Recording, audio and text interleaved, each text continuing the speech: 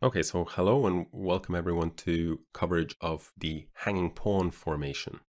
So the first thing I want to say is that hanging pawns are quite closely related to isolated queen's pawn. So I covered that topic as well in a different section. So I would recommend that you check that out either before or after, perhaps even preferably before going through this, since they share enough in common that you can sort of draw some awareness of how you should play hanging pawn formation by simply understanding isolated queen's pawn formation. So having said that, they are different enough that you should, of course, study them independently. So studying one after the other in whichever order is a good idea. That's the first thing I want to say. The second thing I want to say is that actually I've done a quite extensive coverage of hanging pawn formation.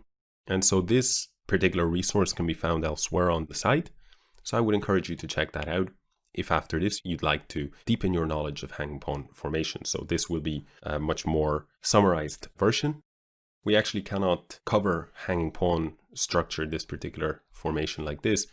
We really cannot cover it comprehensively in less than a couple of hours. And so that's what I did elsewhere. But for now, let's talk about the main pros and cons.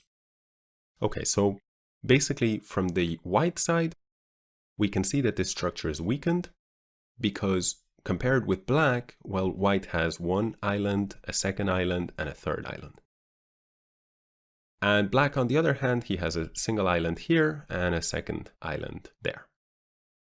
So in general in chess, we don't want too many islands because, of course, if we have too many islands, it's another way of saying that, we may have things like isolated pawns, right, that represent an island. If this pawn was here, it would be a different story and it would be better for white. If this pawn were on b3, it would support c4. As things stand, neither of these pawns can enjoy the support of another white pawn. And this is so because there is no pawn on the e file and there's no pawn on the b file. Hence why they're called hanging pawns. Now you might say, well, sometimes this pawn could be on c3. We could talk about such a formation where there's no pawn on the b file, no pawn on the e file, and yet the d4 pawn is defended. That's true, but it's worth mentioning that white in general wants to have his pawns like this. One on dark on d4 and the other on the light square c4. And the reason for this is that one of the big advantages offered by hanging pawns is that you get excellent control. Particularly important is the control on c5, d5, and e5. So as a result, the side with the hanging pawns has a greater center and a greater space advantage. These two things go hand in hand. So essentially, white is trying to use that space advantage and use that central advantage to carve out some kind of dynamic factors in his favor. For instance, he might plant a knight on e5, and from there he may use that knight on e5 to create an attack. Another thing that may happen is that if black has a bishop here on c8, then the bishop is hemmed in by the pawn on e6, so it usually has to develop via b7. But in such a case, the black bishop has to spend time going to b7, and on the other hand, the white bishop can be crashing down on this b1 to h7 diagonal and maybe generate an attack in combination with that knight on e5, right? So there's going to be a lot of pressure, potential pressure, on the black king. On the other hand, what can we say about the side that's facing the hanging pawns?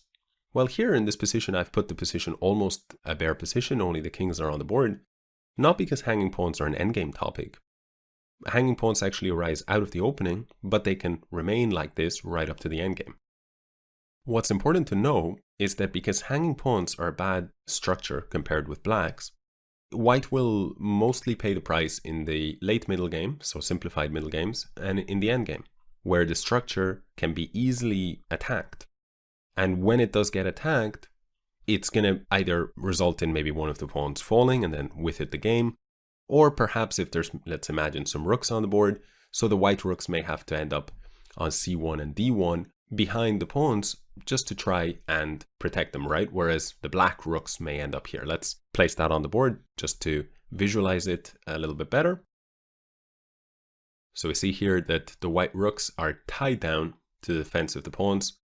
Whereas, if the white rooks, let's say, were to play a move such as rook to b1, attacking this point, then black could simply play the move pawn to b6. The pawns are able to defend themselves here. Now white would probably be reduced to some move like rook back to c1. And so we see some serious problems there just by hanging on in the opening and middle game, then black punishes white for his weaker structure in the later stages of the game. The final thing that I will mention before we look at some games is that if these pawns are forced to move, let's say if black, for instance, plays the move pawn to e5, then the hanging pawns can get broken up. So we see here, and this isolated pawn is going to really paint a bad picture, especially, okay, in this particular case, this pawn on e5 can be supported by f4.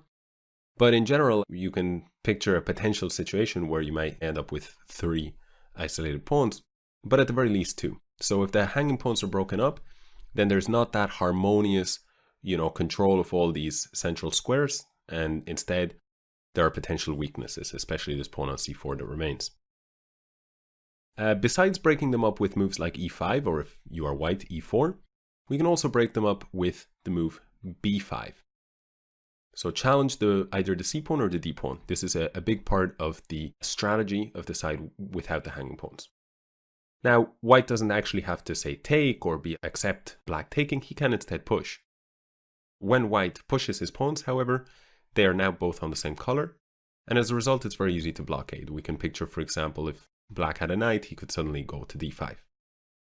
And as Nimzovich quite famously said, of course this is a little bit outdated, but he said restrain, blockade, and destroy. And so you see that this is a good strategy against such pawns.